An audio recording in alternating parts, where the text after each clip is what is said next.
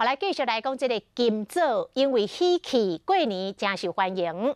全国有9成的金枣拢种伫个宜兰，但是前一阵宜兰落大雨，金枣树受病害，有农民损失将近95%的金枣，有够伤心。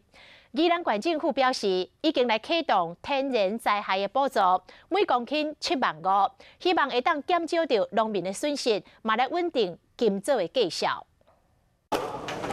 一粒金枣若外形真古锥，营养价值悬，嘛会使摕来做料理，也阁会当做金枣茶，真受欢迎。但是今年金枣因为受到气候影响，遭受病害，因此会当讲无度收成，互农民是买口无目屎。这都拢烂去啊！这后摆这，毋是落来，就是已经烂去无度食。即卖已经有真侪金枣树拢打去，因为去年宜兰的雨量多，加上全台有9成金枣拢种伫宜兰，因此损失非常惨重。若好天一天尔啦，还都阁落啊。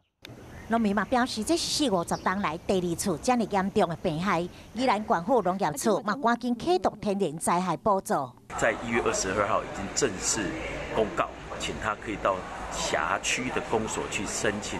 即马农业处积极介入，除了希望会当至少减轻农民的负担，嘛尽量会当伫旧历年前稳定金枣的价销。